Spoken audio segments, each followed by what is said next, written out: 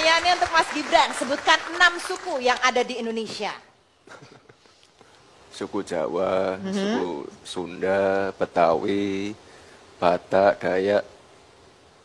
Udah 6? Sebelum baru 5, satu lagi. Kurang satu apa ya? Syukurin. Satu lagi sukunya. Banyak loh. Ayo loh. Dayak, Batak. Dayak, Batak, Jawa, Sunda, satu lagi tadi. Betawi. Betawi, satu lagi. Ayo. Oh, kurang satu apa ya? Ayo. Bantuin dong Mas Bobi. Suku cadang kali.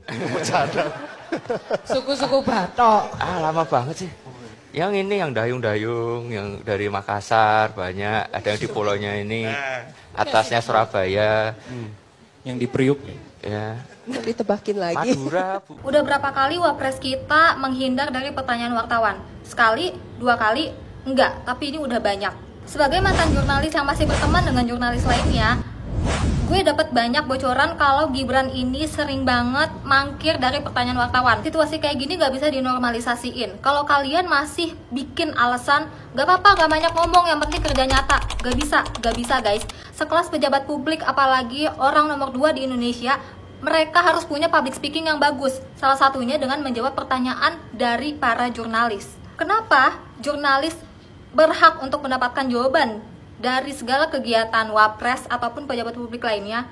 Karena kalian harus tahu, jurnalis ini termasuk pilar keempat demokrasi yang mengawasi tugas pemerintah, yang juga menjadi penyambung lidah antara pemerintah kepada masyarakat. Dari mana kalian bisa tahu sejauh mana uang pajak kita digunain untuk pembangunan, sejauh mana korupsi yang dilakukan pemerintah, sebanyak apa? Semua bisa kalian dapat informasinya dari jurnalis. Memang Wapres punya hak untuk nggak menjawab pertanyaan dari jurnalis, tapi itu hanya berlaku di saat-saat tertentu aja. Kalaupun mau dibandingin sama Ma'ruf Amin yang sering kalian bilang Wapres AFK, tapi kenyataannya banyak omongan jawaban dari Ma'ruf Amin yang bisa dijadiin headline news, bukan jawaban. Tanya aja ke menteri saya, atau yo nggak tahu. Kan kalau udah keseringan kabur dari jurnalis, wajar dong kalau masyarakat berspekulasi seorang Wapres takut dengan pers. Masa ngadepin 20-an jurnalis aja takut? Gimana ngadepin 281 juta rakyatnya sendiri? Yuk bisa yuk Mas Gibran bayar uang buat les public speaking, disuruh kerja lagi staf-staf khususnya supaya bisa briefing lebih matang lagi, supaya nggak gagap ngadepin jurnalis-jurnalis. Nggak bisa jawab, langsung kabur. Asal susunya didatang dari mana Mas? Itu sebenarnya susunya yang dibagikan dari mana ya Mas?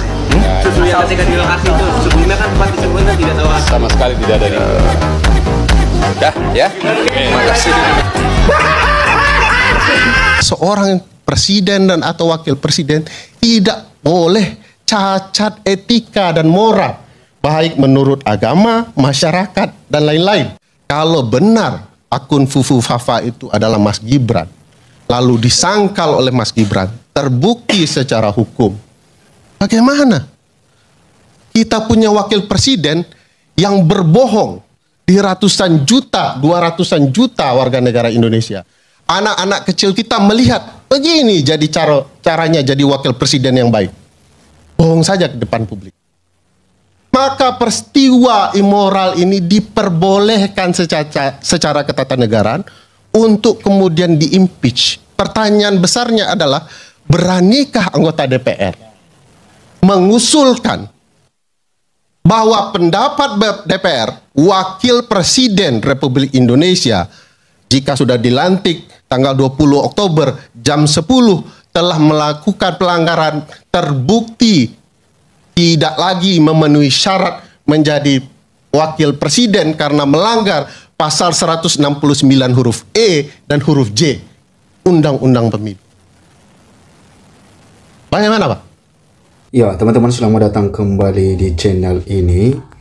Ya, kalau kita melihat bagaimana kemampuan public speaking Wapres Gibran Rakabuming Raka, teman-teman, kita bisa mengetahuinya ketika dia menjawab pertanyaan awak media, pertanyaan para mahasiswa, dan lain sebagainya, teman-teman.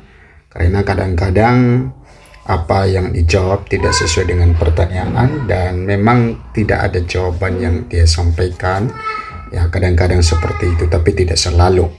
Nah, teman-teman, tentu dalam hal ini ya selaku orang nomor 2 di negara kita seharusnya ya memberikan teladan dan juga seharusnya ya memberikan satu teladan yang baik bagi kaum milenial, apalagi ya Wapres Gibran merepresentasikan anak muda. Nah, di sini dikatakan teman-teman ya, Gibran sering kabur dari wartawan, publik curiga gegara tak bisa jawab pertanyaan, mending les public speaking. Oke. Kehadiran Wakil Presiden Wapres RI Gibran Rakabuming di acara publik maupun ketika melakukan kunjungan kerja umumnya akan diikuti oleh para wartawan yang berusaha mewawancarai putra sulung Jokowi tersebut. Namun Gibran Rakabuming Raka dinilai terlalu sering kabur dari wartawan sehingga membuat publik mempertanyakan sikapnya dalam salah satu jejak digital. Gibran Rakabuming bahkan melengos saat dihampiri awak media ketika meninjau sejumlah proyek dalam kunjungan kerja pertama di Solo pada November 2024. Hal ini menarik perhatian warganet dan curiga jika Gibran Rakabuming takut tak bisa menjawab pertanyaan yang diajukan. Sikap Gibran Rakabuming tersebut juga dibahas dalam sebuah video yang dibagikan ulang oleh akun @maria_alkaf. Dalam video tersebut, seorang narator yang mengaku pernah bekerja sebagai jurnalis menyoroti tindakan Gibran Rakabuming Raka.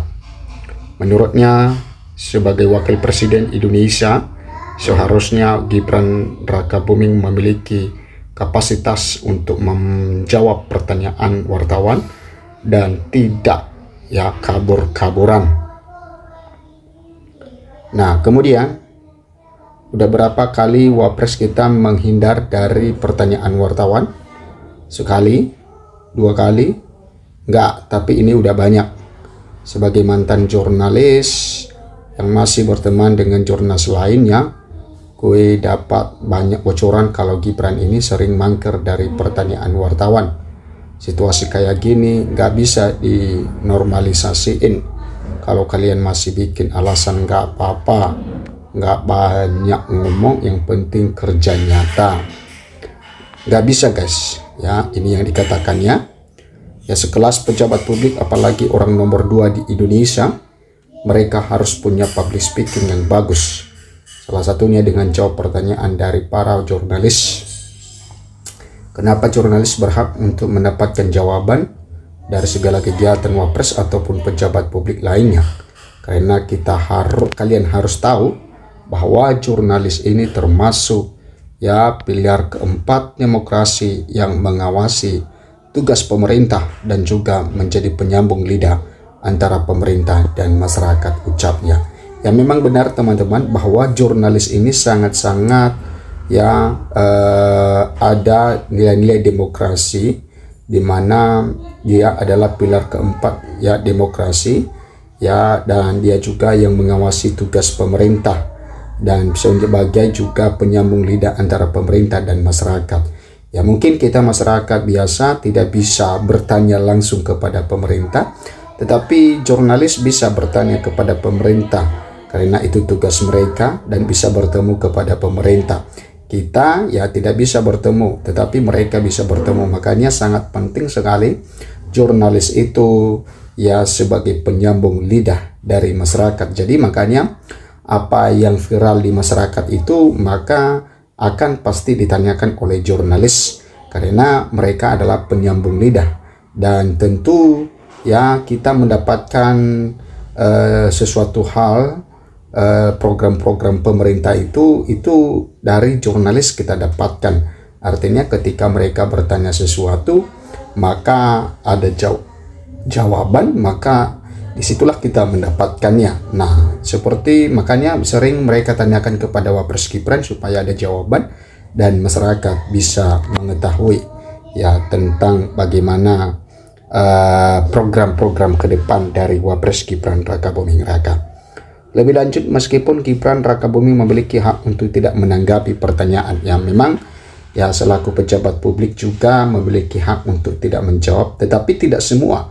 Ada hal-hal tertentu saja yang tidak akan dijawab. Tetapi hal itu hanya berlaku dalam kondisi tertentu, ya katanya. Ya bahkan membandingkan kinerja Gibran Rakabuming dengan Maruf Amin. Ya ini mantan jurnalis ini teman-teman membandingkan ya kinerja Gibran dengan Maruf Amin. Memang Wapres punya hak untuk enggak menjawab pertanyaan dari jurnalis, tapi itu hanya berlaku di saat-saat tertentu saja.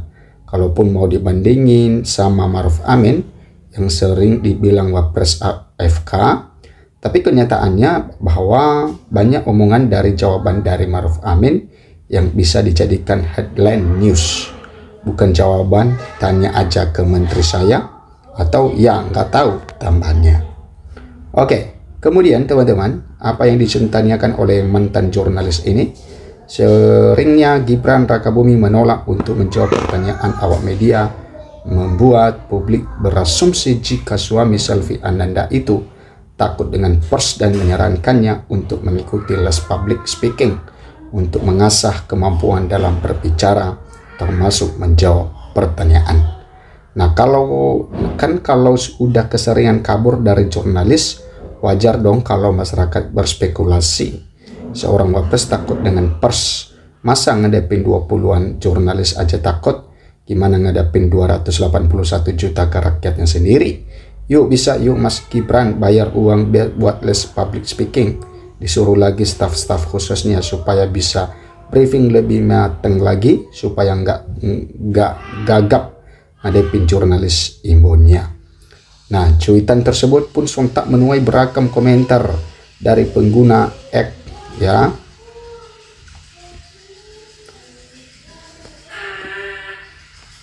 Tentu di dalam cuitan ini teman-teman, ya kita lihat ya sebagian dari komentar warganet.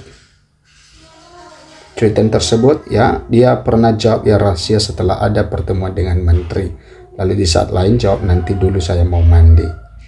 Jelas banget. Oke, tapi masalahnya tidak cuma public speaking, dia juga tidak menguasai materi dan permasalahan yang ada. Nah, benar nih, harusnya Wapres segera memperbaiki kekurangannya, bekerja keras, bersolek dengan keterampilan dan pengetahuan yang dibutuhkan. Nah, ini teman-teman ya, apa yang disampaikan oleh mantan jurnalis ini mungkin bisa menjadi bahan evaluasi bagi Wapres kita, supaya juga ya kita bangga memiliki seorang Wapres. Sampai jumpa di video berikutnya.